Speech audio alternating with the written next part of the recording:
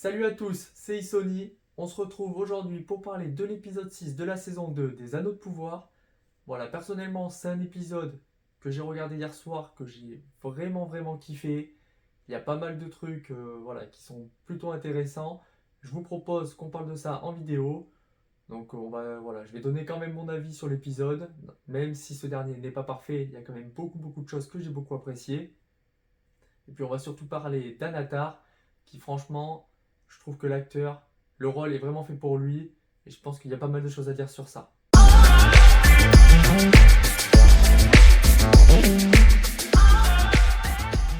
Bon, tout d'abord, on va parler du coup un petit peu de l'intrigue de l'étranger. Donc cette dernière, elle avance, mais quand même assez doucement. Donc on le retrouve encore avec Tom Bombadil.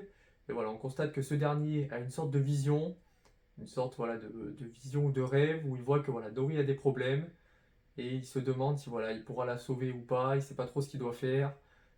Il dit que voilà, il a besoin d'avoir son bâton entre guillemets pour devenir magicien, vrai magicien pour pouvoir utiliser ses pouvoirs et les contrôler.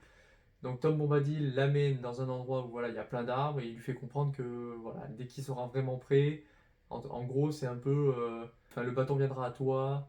Ça fait un peu penser genre au sabre laser dans Star Wars quoi. Pour trouver le cristaux Kyber qu'il nous faut, voilà, c'est lui qui vous appelle, c'est la force qui va vous appeler. Voilà, ça fait un petit peu penser à l'univers de Star Wars par rapport à ça.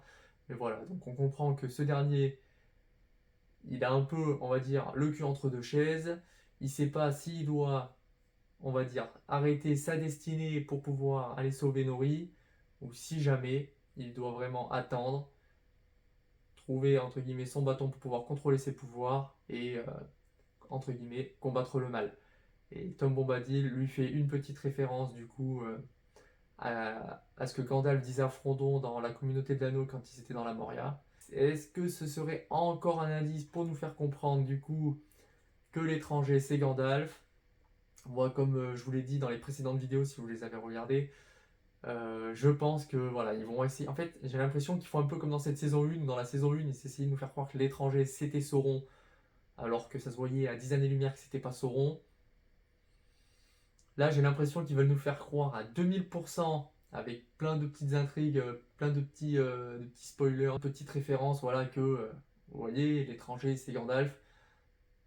Même si, voilà, j'ai quand même l'impression qu'ils veulent nous faire croire que c'est Gandalf, je sais pas, j'ai l'impression que c'est pas Gandalf, je sais pas, il y a quelque chose en moi qui me dit que ils veulent nous faire croire, enfin, ils veulent nous faire gober, voilà, que ce soit Gandalf, que ce soit Gandalf, mais je sais pas, je sens à la fin qu'ils vont nous dire en fait tu es telle personne qui n'a rien à voir avec Gandalf. Enfin bref, que ce soit Gandalf ou pas, ça change pas grand chose. Est-ce que ce dernier du coup va aller sauver Nori ou est-ce qu'il va continuer son destin et entre guillemets suivre sa destinée, voilà, afin de pouvoir combattre le mal plus tard? On verra bien. Ouais, je pense qu'il va quand même aller trouver son bâton parce que depuis le temps qu'il cherche son bâton, il devrait aller le chercher. Ensuite, concernant l'intrigue sur Numénor, donc voilà, donc continuité directe avec les épisodes précédents. Elendil est prisonnier du coup d'Ar-Pharazôn. Ce dernier voilà, passe devant une sorte de conseil où on lui demande s'il regrette ou pas ce qu'il a fait, ce qu'il a dit. Le dernier dit qu'il est désolé par rapport à ce qui s'est passé dans le temple, même si voilà, on sent que ça le fait bien chier. Ce qu'on comprend quoi, parce que son honneur est très important.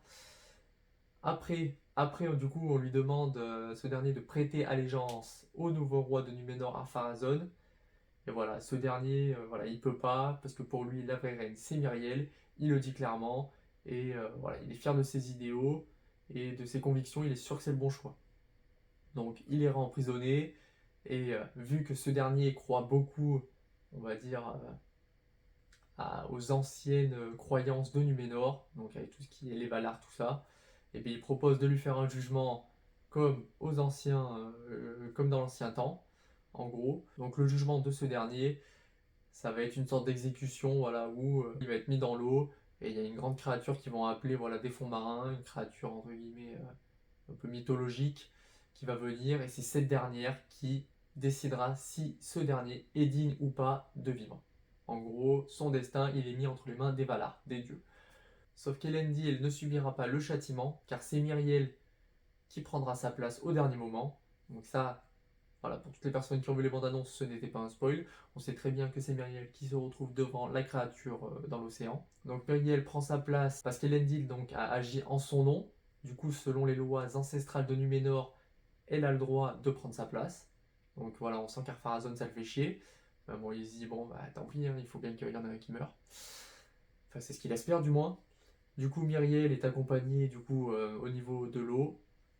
Elle y rentre, voilà, on voit, il y a la petite scène où on voit la créature qui s'avance tout doucement. Franchement, c'est plutôt bien fait.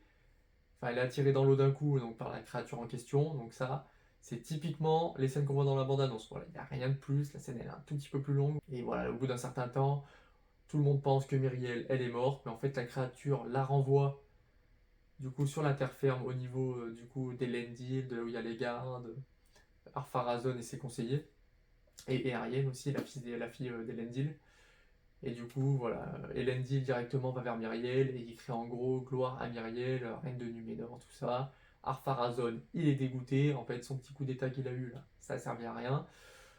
Est-ce que par la suite, ça va amener à des choses qui sont plus concordantes avec le livre? On verra bien, parce que, entre guillemets, petit spoil, théoriquement, Ar-Pharazôn, quand il prend le pouvoir, il se marie de force avec sa cousine, donc Myriel. On verra bien, est-ce que ça se produira à la fin de la saison 2 ou dans la saison 3? Je ne sais pas, on verra bien ce que ça donne.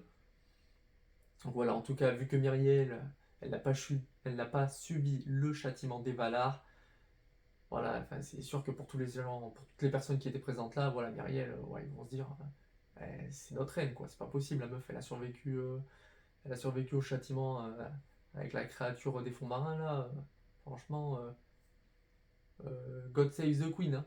Voilà, donc c'est tout un peu sur l'intrigue de Numénor. Maintenant, on va passer sur l'intrigue la plus importante concernant cet épisode 6. Et ça se passe surtout avec Anatar en Eregion. Voilà, franchement, l'acteur, mais vraiment chapeau. Je trouve que voilà, son côté manipulateur, même si on le voyait un tout petit peu dans les épisodes précédents, il est déjà très très bien joué. Mais alors là, franchement, ouah, c'est un niveau au-dessus. On sent vraiment le côté vraiment beaucoup plus machiavélique, contrôleur. Voilà, on sent qu'il a réussi à s'insinuer dans l'esprit, pas seulement de Celebrimbor. Voilà, on sent qu'Anatar, vraiment, le côté manipulateur, ouah, l'acteur le joue vraiment, vraiment très très bien. Chapeau à lui, je suis vraiment content parce que bon, dans la saison 1 quand il jouait Albrand, donc je trouvais qu'il jouait bien Albrand, hein. Mais voilà, bon, c'était sans plus. Il y avait la petite scène finale à la fin de l'épisode 8 de la première saison, où voilà, on comprenait qu'il était un peu machiavélique. Mais alors là, dans cette saison 2, chapeau, vraiment l'acteur, top, je valide. Euh, Qu'est-ce qu'on peut dire de lui du coup? On sent que ce dernier, il arrive à faire passer un petit peu Celebrimbor pour un fou, que tous les autres membres du coup de la Forge qui sont un peu exclus, voilà, Anatar arrive à leur faire dire que ne vous inquiétez pas, votre maître, il est malade, mais ce n'est pas de votre faute, entre guillemets, il vous a révoqué, mais voilà, laissez-le, c'est le destin de la Terre du Milieu qui est joué, enfin, c'est le destin de la Terre du Milieu qui se joue, voilà, laissez-le travailler sur son œuvre, c'est pas grave, vous avez peut-être pas été à la hauteur, mais ne vous inquiétez pas, entre guillemets, je suis là pour vous aider. Voilà, franchement, et tous les autres, ils gobent tout, voilà, on sent vraiment qu'il est insinué dans leur esprit, qu'il est vraiment très très bon pour ça. Et voilà, l'acteur, franchement, il joue vraiment le rôle pour moi là à la perfection.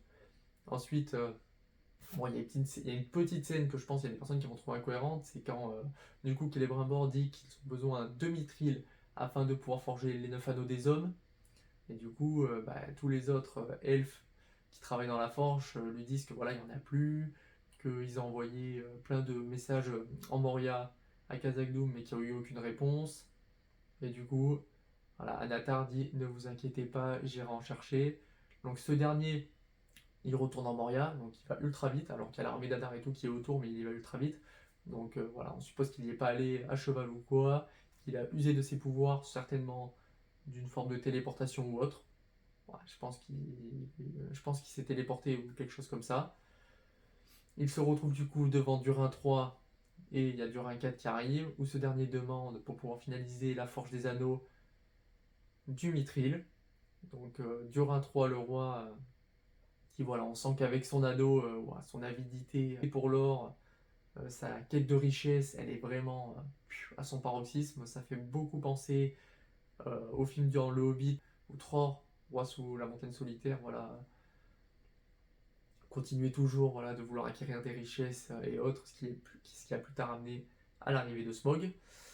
Mais voilà, du coup, Durin refuse la demande d'Anatar et de Celebrimbor afin de leur fournir plus de mithril, car ce dernier, voilà, il a une idée en tête, en gros, il se dit, il sait très bien qu'il y a une guerre qui va se préparer, et que voilà, il va pouvoir faire des armures de mithril, et que du coup les elfes, ou entre guillemets les hommes, mais surtout les elfes, ils voudront forcément acheter ses armures ou ses armées, et du coup lui ça lui fera encore plus d'or, du coup il sera content. Donc il y a la petite scène par rapport à ça qui est touchante entre Durin 4 et Durin 3, où voilà, on sent vraiment que Durin 4, il est dépité par ce que devient son père, il sait très bien que voilà, ça vient de l'anneau, qu'il y a quelque chose de l'anneau qui va pas. Et voilà, la scène avec sa femme, où sa femme elle lui dit non mais tu sais, voilà, il faut qu'on force entre guillemets ton père pour que les gens le voient vraiment comme il est, que entre guillemets il commence à devenir taré, hein, voilà, à cause de l'anneau. Et voilà, Durin, ça le fait vraiment chier. Voilà, on sent que c'est son père, qu'il aime son père, qu'il a pas envie que son père soit humilié face à tout le peuple. Franchement, c'était quand même plutôt touchant. Voilà, on sent l'émotion là dans la scène de Durin 3. Non, pas l'émotion en point d'en pleurer, hein. Mais voilà, c'était quand même plutôt bien joué, plutôt bien fait. Et du coup, Anatar, lorsqu'il s'en va, voilà, il y a une petite vision de ce dernier où quand il regarde le feu, voilà, on voit l'image du Balrog qui sort un peu du feu. Donc ce dernier comprend que il y a un Balrog certainement qui doit être caché au plus profond d'ici et que de toute manière, leur destin aux nains de Khazad-dûm de la Moria, il est déjà joué. Voilà, c'est un peu comme ça que j'ai interprété la scène. Il sait déjà qu'ils sont foutus. Donc à la base, on se dit que voilà, bah, du coup, Anatar il a échoué dans sa quête parce que ce dernier a dit qu'il ramènerait du mithril. Sachant que le roi a dit non, on suppose que bah, théoriquement sa quête elle a échoué. Mais on apprend que lorsque ce dernier retourne en Eregion et qu'il va voir Celebrimbor, et que lui, il est un peu au fond du trou parce qu'il n'arrive pas à forger les anneaux, il est en train de dessiner, il sait pas trop ce qui se passe. Là, il y a sincèrement la scène qui m'a fait le plus kiffer de l'épisode. Vraiment, vraiment, j'ai trouvé qu'elle était super bien faite. Et je me suis dit, ah ouais, putain, là, Anatar Sauron, il est vraiment balèze. C'est pas une merde. Le mec, il a vraiment des pouvoirs de dingue. On sait que voilà, Sauron, c'est un manipulateur qui peut faire voir des visions, des choses comme ça. Mais là, ce qu'il a mis à Celebrimbor, bon, il lui a mis un one-shot, quoi. Celebrimbor, il est persuadé qu'il a entendu des cris dehors, genre un signal d'alarme qu'il y a la guerre, parce qu'en effet, bah, du coup, il y a Hadar qui se prépare à attaquer la cité. Anatar, du coup, dit à Celebrimbor, non, vous devez finir de forger vos anneaux, mais ce dernier, voilà, il est un peu énervé, il le pousse un peu, mais voilà, Anatar n'utilise pas trop de pouvoir, mais en fait, il se sert un peu de la magie du sang, parce que juste avant, il s'ouvre la main avec son couteau, et il touche, du coup, je crois que c'est le bras droit, enfin, je crois que c'est le bras droit de Celebrimbor, et quand ce dernier ouvre les portes, alors que dans la temporalité actuelle, il fait nuit, et la cité commence à être attaquée, Celebrimbor, il sort, et il a une vision de l'Eregion, voilà, avec le soleil, des enfants qui jouent, tout le monde qui est heureux. Donc lui, il est super bien. Enfin, il se dit, waouh, et tout. Oh, en fait, tout roule bien, ouais, je dois être un peu fou, j'ai des petites pensées un peu bizarres. Et là, il y a Anatar qui arrive derrière et qui lui dit, non, mais vous voyez, tout va bien, ne vous inquiétez pas. En gros, je m'occupe de la cité comme vous me l'avez demandé, tout est ok, tout est cool. Allez, et regardez ce que je vous ramène pour forger les 9 anneaux des hommes. Et là, il nous ramène du mithril. Et on se dit, mais comment il a fait alors que le roi lui a dit non. Et on comprend qu'il a réussi à avoir du mithril au prix du conseiller du roi. Et donc, il dit, voilà, à Celebrimbor que ça devrait suffire pour pouvoir forger les 9 anneaux. Allez, allez-y, rentrez dans votre tour, faites les 9 anneaux. Moi, tout va bien, je m'occupe de la cité. Et franchement, cette scène, elle était mais, ultra bien faite. Franchement, j'ai adoré. Ça m'a fait penser à un film qui n'a strictement rien à voir, Infinity War, du coup, où Gamora est persuadée qu'elle a tué Thanos, mais qu'en fait, voilà, ce dernier a déjà pris la pierre de la réalité, et du coup, qui fait passer la réalité comme ça, où on a l'impression que tout était bien, et en fait, la planète est totalement détruite. Et là, ça a fait un peu le même effet, mais franchement, chapeau, quoi. Là, voilà, on voit qu'Anatar, Sauron, c'est une machine, quoi. C'est pas le dernier des Pecnos. Le mec, c'est un dieu. C'est entre guillemets là le chef du mal, hein, c'est le plus fort. Et on sent que c'est un Valar, quoi. Le mec, il a des pouvoirs de dingue. Donc Celebrimbor, lui, il va forger ses anneaux. Et là, voilà, du coup, on retourne, on va dire, dans le monde réel. Et on voit que voilà, la cité elle commence à être attaquée, c'est le bordel partout, les gens y courent. Les guerriers entre guillemets elfes ils se préparent à l'assaut du coup des orques. Et voilà, Sauron, lui, il est content, et il sent que voilà, il va pouvoir bientôt avoir son armée, parce que pour l'instant il n'a pas d'armée, et que tout son plan se porte à merveille. Petite dernière partie du coup, on va parler de Galadriel avec Hadar. Donc ça poursuit aussi directement la chronologie de ce qui se passait. Hadar demande à Galadriel du coup, voilà, ce qu'ils peuvent lui apporter, tout ça, et voilà, en parlant, ce dernier comprend directement que Sauron, c'était Halbrand. Donc il se dit qu'avec du coup l'ancienne couronne de Morgoth, avec quoi il avait réussi déjà à tuer Sauron, ce qu'il pensait, mais bon, il n'était pas mort, surprise. Mais du coup, avec l'ancienne couronne de Morgoth, plus le pouvoir de l'anneau elfique de Galadriel, il pourrait donc pouvoir anéantir Sauron enfin de la Terre du Milieu. Lui, le seul truc qu'il veut, c'est ensuite pouvoir, avec les autres orques, ou avec les autres orques et lui, pouvoir retourner à Mordor, pouvoir faire leur life, quoi. Voilà, c'est tout ce qu'il veut. Lui, il veut juste être heureux. Et on comprend que voilà, il veut faire ça, mais que de toute manière, là, il n'a pas le choix. Il faut qu'il attaque les Région. Galadriel, elle, de son côté, dit mais non, vous allez rentrer dans le piège de Sauron. Le mec, entre guillemets, il est tout seul, il n'a pas d'armée. Là, vous allez rentrer dans la gueule du loup, vous allez vous faire niquer. Voilà, vous allez vous faire avoir, quoi. Et voilà, Hadar, lui, ce qu'il veut quand même, on sent vraiment qu'il a une haine profonde envers Sauron. Et à la fin de l'épisode, du coup, Hadar commence à lancer l'attaque contre les Région. Galadriel, voilà, bon, elle est persuadée qu'il voilà, il faut pas attaquer, qu'il faudrait limite attendre qu'Elrond, dont elle est persuadée qu'il va arriver avec une armée, avec du coup l'anneau qu'elle lui avait passé pour pas qu'elle soit capturée par les forces entre guillemets ennemies. Voilà, elle est persuadée qu'Elrond va revenir avec une armée et que, entre guillemets, si il s'allierait, il pourrait détruire Sauron. Hadar, lui, de toute manière, il dit que ça ne sert à rien, qu'il faut détruire les Région là pour le moment. Et ensuite, ce dernier, il veut directement, voilà, il veut aller tuer Sauron, entre guillemets, Halbrand. Est-ce qu'il va le reconnaître parce que Halbrand, du coup, a pris l'apparence de Nathan? Ça, on verra bien. En tout cas, pour moi, ça a été vraiment. Allez, je pense que c'est le meilleur épisode pour l'instant de cette saison 2. À la base, j'étais persuadé que cet épisode ce serait la bataille, mais bon, on comprend que la bataille elle aura lieu dans le prochain épisode, donc l'épisode 7 de cette saison 2. J'espère franchement que cette vidéo vous a plu. Voilà, n'hésitez pas à me dire, vous ce que vous avez pensé en commentaire de cet épisode. Franchement, il était vraiment plutôt cool. Voilà, j'ai vu pas mal de gens dire que voilà, c'était de la merde et tout. Bon, chacun pense ce qu'il veut, hein, mais bon, voilà, et quand c'est de la merde, je veux bien le dire, mais là, franchement, l'épisode était plutôt fun. On commence à voir vraiment que Sauron, Anatar, bah, il manipule tout le monde, un petit peu à sa guise. On sent que voilà, c'est pas un pecno quoi. Le mec, c'est Sauron, c'est un Maillard, hein, donc c'est un peu un goth. Hein. En espérant avoir dans le prochain épisode une putain de scène de bataille vraiment épique, on croise les doigts. Je pense que ce prochain épisode va vraiment se concentrer sur la bataille. Est-ce qu'il y aura que de la bataille ou est-ce qu'on va encore voir un petit peu l'étranger? Je sais pas trop, Numénor ou pas. On verra. En tout cas, j'espère que cette vidéo vous aura plu. N'hésitez pas à me dire en commentaire voilà ce que vous avez pensé de l'épisode, ce que vous pensez des vidéos. On se retrouve très vite du coup, je pense, pour une vidéo sur le prochain épisode qui se concentrera sur la bataille. A très vite et à la prochaine.